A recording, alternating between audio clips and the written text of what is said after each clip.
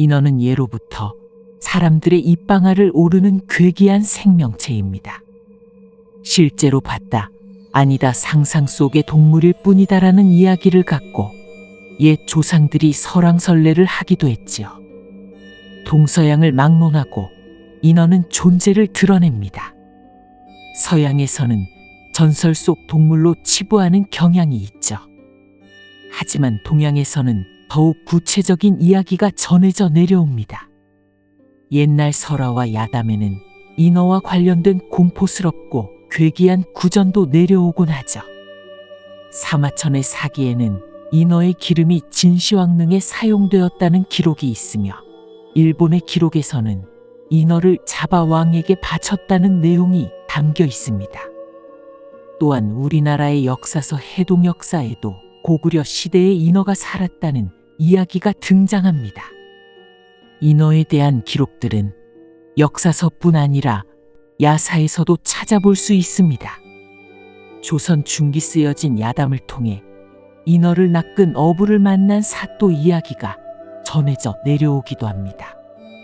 어느 조용한 여름날, 흡곡현령 유장원은 흡곡현에 새로 부임하여 해안가 작은 어부 마을에 머물고 있었습니다. 한양에 살다 흡곡현에 부임해 어촌 마을로 거처를 옮겨야 했지만 조용하고 고즈넉한 바닷마을의 정취에 그는 내심 흡족했죠. 특히 이곳은 거친 파도가 밀려오고 비바람이 자주 몰아치는 곳인데다가 바다에 귀신이 있다느니 마을에 물귀신이 산다느니 흉흉한 소문까지 도는 곳이라 외지인들이 머물길거려하는 동네였죠. 마을 토박이들조차 떠나는 경우가 종종 있었습니다. 하지만 외골수 기질이 있던 유장원은 바다 마을에 오래 머물 생각이었습니다. 어릴 적부터 양반집 자제로 줄곧 한양에서만 살았던 터라 내심 자연 속에서 살아가는 삶을 동경해왔던 유장원이었죠. 또 온실 속 화초로 컸던지라 흉흉한 소문이 도는 흡곡현의 이 마을이 오히려 구미가 당겼습니다. 새로 부임한 후 고민도 없이 짐을 챙겨 이곳으로 왔죠. 바다가 훤히 보이는 언덕에 마련한 작은 집에서 살아가던 유장원에게 어느 날 마을에서 수십 년간 살며 어부 생활을 해왔던 노인 정 씨가 찾아왔죠. 인사를 할 겸 들렸습니다. 날이. 정 씨는 고개를 조아렸습니다. 안녕하십니까. 마을 아낙네들에게 익히 이야기는 많이 들었습니다. 영감께서 이곳에서 제일 가는 어부라시고요. 아, 아닙니다. 근데 아주 신비한 걸 잡아뒀지 말입니다. 이건 사또께만 말씀드리는 건데. 어부정 씨는 흥분을 가라앉히지 못하고 유장원에게 이야기를 꺼냈습니다. 난생 처음 어부의 이야기를 옆에서 듣는 유장원의 표정도 호기심이 가득해졌죠. 뒤이어 나온 이야기는 믿기지 않았습니다. 제가 인어를 잡았지 뭐래요. 인어를 잡았다니 유장원은 귀를 의심했죠. 어부정 씨는 사람들의 눈에 띄지 않는 깊은 밤이 되면 잠을 자지 말고 자신의 집에 찾아오라고 유장원에게 이야기했습니다. 꼭 오늘 밤 인어를 보러 오시지요. 아무에게도 보여준 적이 없습니다. 유장현은 어부의 말을 온전히 믿을 수 없었습니다. 그래서 처음에는 보러 가지 않았습니다. 그러나 며칠 후 어부정 씨는 또 유장원을 찾아왔습니다. 그는 흥분된 얼굴로 인어를 잡았다고 자랑하며 한밤중에 그를 불러 인어들을 보여주려 했습니다. 유장원은 여전히 어부의 말을 믿지 않았지만 결국 호기심을 억누를 수 없었습니다. 그리하여 밤이 되자 바닷가 작은 집에서 어부와 만났습니다. 어부의 집 뒷마당에는 건장한 사내가 5명이 들어가도 충분할 만한 큰 나무통이 있었죠. 통 속에서는 툭툭거리는 소리가 들리며 무엇인가 움직이고 있는 것처럼 보였습니다. 어부정 씨는 음흉한 미소를 띠며 통을 열었고 사또 유장원을 향해 손짓했습니다. 두려움 반 호기심 반. 유장원은 슬금슬금 통 쪽으로 향했습니다.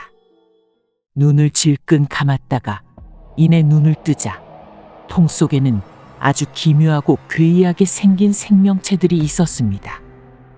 정말 사람 같기도 물고기 같기도 한 기이한 생명체들이었죠. 어두컴컴해 잘 보이진 않았지만 3마리는 되는 것 같았습니다. 4살 어린 아이 정도 크기에다가 사람과 같은 이목구비였지만 목에는 아가미가 찬찬히 움직이고 있었고 눈동자는 샛노래, 어딘가 깨림직하기도 했습니다. 얼굴은 정말 사람과 유사했지요.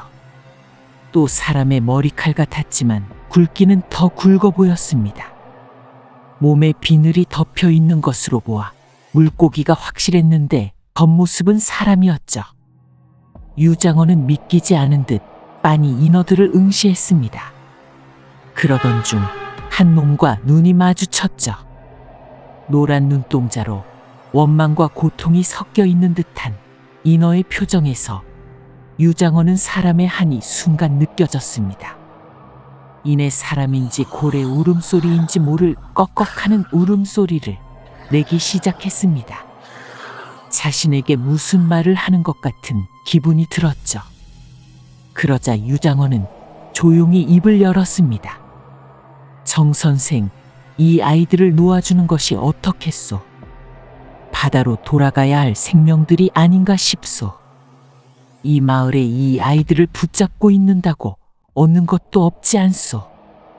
어부는 곧바로 통을 닫더니 고개를 저으며 웃었습니다. 날이 놓아주긴요. 인어 기름을 짜면 고래 기름보다 훨씬 더 귀할 것입니다.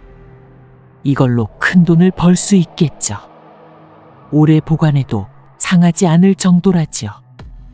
놓아준다니 나리가 아까운 걸 모르시나 봅니다. 또 우리 집에 인어가 있다고 소문이 나면 돈을 주고 보러 오는 사람들이 줄을 설 텐데 이걸 어찌 놓아줍니까?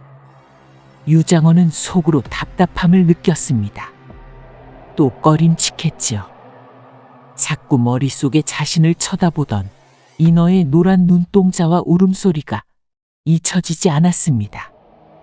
그러나 그가 어부를 설득할 방법이 없었습니다. 어부는 강경해 보였기 때문이죠. 유장원은 깊은 한숨을 내쉬었습니다. 그는 어쩔 수 없이 그날 집으로 돌아가야 했습니다. 그때 뒤돌아선 유장원을 향해 어부가 말했습니다. 미끼를 한 가득 준비할 테니 조만간 낚시나 한번 하러 가시죠. 그와 동시에 인어가 들어있는 통에서는 한 맺힌 울음소리가 들려왔습니다. 며칠 후 정 씨는 진짜 양손에 미끼를 가득 들고 유장원의 집을 찾아왔습니다. 두 사람은 같이 바다로 나가 낚시를 하기로 했습니다. 하늘이 아주 맑고 파도도 잠잠해 낚시를 하기에 이보다 더 좋을 수 없었죠. 유장원은 항구에서 정 씨의 배를 타고 함께 바다에 나갔습니다. 햇살이 바닷물 위로 부서졌고 먹기 좋은 녀석들이 파닥파닥 수면 위로 튀어오르자 어부는 괴성을 지르며 기뻐했습니다. 유장원은 그를 보며 천상 어부구나 생각했습니다. 여기보다 더 들어가면 물반 고기반 하는 지점이 있습니다. 그리로 가보시죠. 어부는 말했습니다. 바다를 더 들어가고 한 반나절 지났을까요? 갑자기 바다가 요동치기 시작했습니다.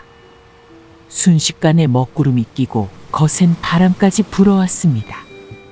뱃머리는 흔들리고 물살은 점점 강해지며 파도가 점점 세차게 몰아쳤습니다. 유장원은 배의 모퉁이를 잡고 어부에게 소리쳤습니다. 얼른 이곳을 빠져나갑시다. 정 씨는 헐레벌떡 뱃머리를 돌려 왔던 길을 되돌아가려고 했습니다. 그런데 배가 옴짝달싹하지 않는 것 아니겠습니까? 아이고야, 이놈이 왜 이러지? 배가 말을 안 듣습니다, 나리. 어부는 당황했습니다. 그는 겁에 질린 눈으로 바다를 이리저리 돌아보며 절규했죠. 순식간에 어두워진 날씨, 갑자기 거세진 파도. 유장원은 이 상황이 너무 이상했습니다.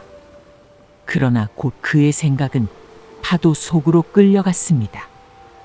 파도는 점점 더 거세게 몰아쳤고 배는 그 힘을 이기지 못하고 이리저리 흔들리다 뒤집혀 버렸던 것이죠. 두 사람은 물속으로 빠졌고 유장원은 깊은 물속에서 허우적대며 숨을 쉴 수 없는 상황에 놓였습니다. 도와줄 사람은 단 둘이었습니다. 유장원은 허우적대며 수면 위아래를 왔다 갔다 하며 정씨를 찾았습니다. 정씨 역시 울부짖으며 유장원을 찾고 있었죠. 그때 우웅하는 울음소리들이 들려오기 시작했습니다. 며칠 전 정씨의 집에서 들었던 인어의 울음소리와 똑같았죠. 하늘이 벌을 주는 게로구나. 유장원은 속으로 생각했습니다. 그때 어두컴컴해 형체가 잘 보이지 않는 것들과 정씨가 사투를 벌이고 있는 것이 아니겠습니까? 나리, 도와주십. 몇 마리인지 분간이 안 되는 이것들은 정씨를 물어뜯기 시작했습니다. 정씨의 손가락 마디 하나하나를 뜯어냈습니다. 정씨는 고통에 비명을 질렀죠. 그때 한 놈이 정씨의 목덜미를 노렸고 그 순간 숨통이 끊어졌습니다. 이들은 정씨의 귀때기를 뜯어내고 날카로운 손으로 눈까지 파냈죠. 더 이상 형체를 알아볼 수 없는 정씨의 시신은 찬찬히 바다 속으로 가라앉기 시작했고 이놈들은 시신 주변을 유유히 돌며 희롱하는 듯했죠. 물속에서 서서히 의식을 잃어가던 유장원은 생각했습니다. 저것들은 분명히 너다. 인어의 저주인가? 하늘이 노하신 게 분명하다. 유장원이 눈을 떴을 때는 무태 쓰러져 있었죠. 꿈인가 생시인가 싶었습니다. 그는 자신이 죽었다고 생각했습니다. 그때 머리가 깨질 듯한 두통이 찾아오는 것이 아니겠습니까? 이어 그는 바닷물에 구토를 해 속을 개원했습니다. 이 몸이 죽었다면 아픔을 느끼지도 못할 것인데. 맞습니다. 유장원은 살아있던 것이죠. 그는 어안이 벙벙했습니다. 분명 누군가의 도움 없이는 바다 한가운데에서 살아남을 수 없는 상황이었으니까요. 그때 번뜩 유장원은 본능에 이끌려 정씨의 집으로 달려갔습니다. 혹시나 지난밤 일이 꿈이고 정씨가 살아있을까 확인하기 위해서였죠. 신도 없이 맨발로 자갈을 밟고 뛰어가느라 피가 났지만 아랑곳하지 않았습니다. 숨이 차도록 달려 정씨의 집에 도착한 유장원은 정씨 계십니까? 정씨 하고 소리쳤습니다. 그러나 집 안은 고요했습니다. 역시 꿈이 아니었어. 그럼 도대체 무슨 일이? 그때 뒷마당에 놓여진 통이 눈에 들어왔죠. 통을 툭툭 치는 소리가 들리고 바다에서 들었던 우웅하는 소리가 들려오고 있었습니다. 그의 뇌리에는 며칠 전 통 속에 있던 노란 눈동자와 바다 안에서 봤던 녀석들이 스쳐 지나갔습니다. 유장원은 통을 열어봤습니다. 인어들은 그대로 있었습니다. 이내 유장원과 눈이 마주치며 울음소리를 내기 시작하는 것 아니겠습니까? 유장원은 무서움에 통을 닫고 생각에 잠겼습니다. 이들을 풀어주는 게 맞겠구나. 그렇게 결심한 유장원은 마을의 건장한 청년을 불러 통을 함께 바다로 옮겼습니다. 절대 통을 열어보지 말라고 신신당부했죠. 어후, 날이 무게가 상당하지 않습니까? 이 많은 물고기를 아깝게 어찌 풀어주십니까? 몇 날 며칠은 먹을 수 있겠는데 이게 너의 것도 나의 것도 아니지 않느냐. 우리 것이 아닌 것들은 풀어주는 것이 맞는 걸세. 어두컴컴한 바다, 달빛이 바닷물을 은은하게 비추고 있던 날이었습니다. 유장원은 청년을 돌려보내고 통을 열었죠. 인어들은 바닷물을 서서히 느끼더니 노란 눈을 번쩍 뜨고 순식간에 바다 속으로 사라지는 것 아니겠습니까? 이어 바다 깊은 곳으로부터 인어들의 한이 서린 울음소리가 파도 소리에 섞여 들려왔습니다. 한 섞인 울음소리가 무태 멍하니 서 있는 유장원의 귀까지 들려오기 시작했습니다. 그날 이후 유장원은 인어를 보지 못했습니다. 이따금씩 해변에 앉아 바다를 멍하니 바라볼 때는 바다 저 깊은 곳에서부터 울음소리가 들릴 뿐이었습니다.